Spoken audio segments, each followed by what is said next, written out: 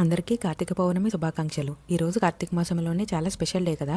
చాలామంది పూజలు చేస్తారు, అలానే 365 ఒత్తులను వెలిగిస్తుంటారు, వ్రతాలు చేసుకుంటారు, అలానే ఉపవాసాలు కూడా ఉంటారు.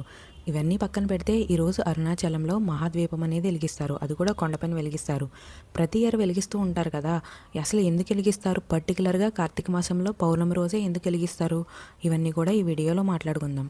ఫస్ట్ అరుణాచలం టెంపుల్ గురించి చాలామంది చాలా డిఫరెంట్ స్టోరీసే చెప్తూ ఉంటారు కదా. ఫస్ట్ అయితే శ్రీ మహావిష్ణువు అలానే బ్రహ్మ ఇద్దరు ఒక ఆర్గ్యుమెంట్ చేసుకుంటారని, గాడ్స్లో ఎవరు గ్రేట్ అంటే అప్పుడు శివుడు ఒక లైట్లా ఫామ్ అయ్యి దీనికి ఎండింగ్ పాయింట్ స్టార్టింగ్ పాయింట్ చెప్పమంటారంట. అప్పుడు వాళ్ళిద్దరూ లాస్ట్కి ఏం రియలైజ్ అవుతారంటే శివుడికి ఎండింగ్ అలానే స్టార్టింగ్ పాయింట్ ఏమీ ఉండదు అన్నట్టుగా రియలైజ్ అవుతారు. సో దాన్ని రిప్రజెంట్ చేయడానికి ఈ లైట్ అనేది వెలిగిస్తారు అన్నట్టుగా చెప్తారు.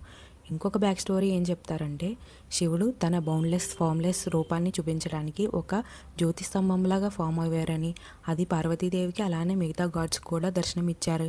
సో ఆ ప్లేసే అరుణాచలం కొండ అన్నట్టుగా చెప్తూ ఉంటారు.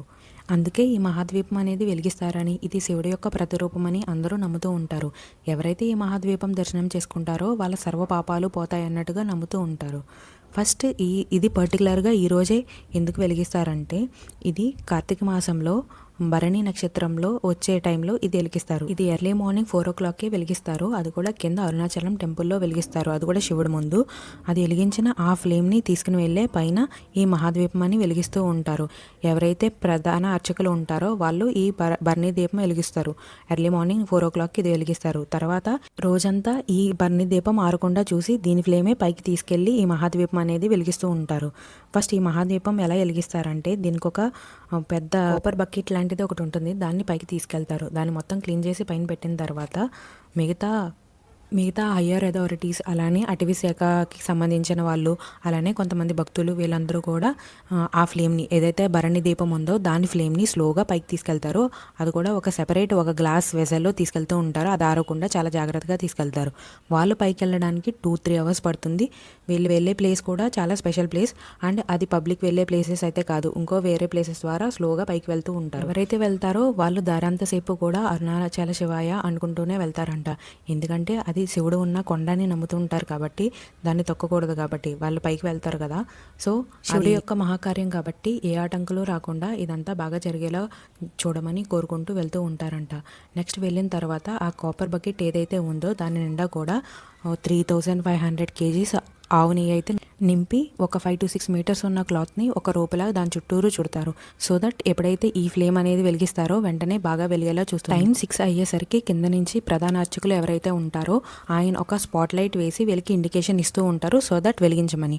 అది కూడా ఆ ఇండికేషన్ కూడా ఏదైతే గజస్తంభం ఉంటుందో దాన్ని బట్టి ఇస్తూ ఉంటారంట.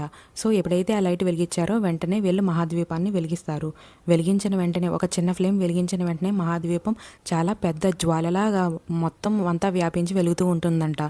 అది ఎవరైతే డివోటీస్ ఉంటారో వాళ్ళందరూ కూడా అన్నమలయరకు హరో హర అంటూ స్లోగన్స్ చెప్తుంటే సాక్షాత్తు ఆ పరమశివుడే అక్కడ వెలిసాడనిపిస్తుంది. నెక్స్ట్ ఇది అయిన తర్వాత వాళ్ళందరూ కూడా గిరి ప్రదక్షిణ అనేది చేస్తారు. ఎవరైతే భక్తులు ఉంటారో వాళ్ళు కూడా గిరి ప్రదక్షిణ అనేది స్టార్ట్ చేస్తూ ఉంటారు. యాక్చువల్గా ప్రతి పౌర్ణమికి కూడా అరుణాచలంలో గిరి ప్రదక్షిణ అనేది చేస్తారు. కాకపోతే పర్టికులర్గా ఈ రోజు అయితే కొన్ని లక్షల మంది చేస్తూ ఉంటారంట. సో ఆ దీపం ఎప్పుడైతే వీళ్ళు చూస్తారో వాళ్ళ మోక్షాన్ని పొందారని, పాపాలన్నీ పోతాయని నమ్ముతూ ఉంటారు. సేమ్ ఆ టైంలోనే కూడా ప్రతి ఇంట్లో కూడా దీపం అనేది వెలిగిస్తూ ఉంటారు. సో దట్ ఇల్లు కూడా వెల్తీతో మంచి ప్రాస్పారిటీతో ఉంటుందన్నట్టుగా నమ్ముతారు. ఈరోజే తమిళనాడులో కూడా కార్తీక మాసం అనేది స్టార్ట్ అవుతుంది అన్నట్టుగా చెప్తూ ఉంటారు. సో ఈ లైట్ వల్ల ఏంటంటే మెయిన్గా కింద నుండి పైకి తీసుకెళ్తూ ఉంటారు కదా. సో అలానే సోల్ డివోషనల్తో స్టార్ట్ అయ్యి ఎఫర్ట్స్ డిసిప్లైన్తో లాస్ట్కి సుప్రీం లైట్లో మెర్జ్ అవుతుంది అన్నట్టు చెప్తూ ఉంటారు. మహాదీపం వెలిగించడం అంటే శివజ్యోతిని చేయడం అంటే అంధకారం నుండి మనసులో జ్ఞానం భక్తి వెలిగించడం అని అందరూ నమ్ముతూ ఉంటారు. భక్తులందరూ అరుణాచల శివ అనుకుంటూ గిరి ప్రదక్షిణలు చేస్తారు. మ్యాక్సిమం ఈరోజు 1 lakhsలో ఈ గిరి ప్రదక్షిణ అనేది చేస్తూ ఉంటారంట. సో దట్ వాళ్ళకైతే విముక్తి అనేది కలుగుతుందని. ఏదైతే మనలో ఉండే లేజినెస్ అలానే ఇగ్నోరెన్స్ పోయి నాలెడ్జ్ అనేది పెరుగుతూ ఉంటుంది. సో చిత్రగుప్తుడు కూడా రాస్తాడంట మన లైఫ్ అరుణాచలంకి వెళ్ళిన ముందు వెళ్ళిన తర్వాత కూడా ఎంత చేంజ్ అనేది కూడా ఉంటుందంట. సో లైఫ్ టైంలో అందరూ కూడా ఒకసారి అరుణాచలం అనేది విజిట్ చేస్తూ ఉండాలి. ఈ వీడియో వచ్చే టైంకి అయితే జ్యోతిని వెలిగించేసే ఉంటారు. సో అందరూ వెళ్ళి దర్శనం అయితే చేసుకోండి. అండ్ అలానే ఎవరైతే అరుణాచలం ఇప్పటి వరకు వెళ్ళలేదో వాళ్ళు కూడా విజిట్ చేయడానికి ప్లాన్స్ అయితే వేసుకోండి. సో ఇదండి ఈ వీడియో నచ్చినట్లయితే లైక్ చేయండి, షేర్ చేయండి, సబ్స్క్రైబ్ చేయడం మాత్రం మర్చిపోకండి.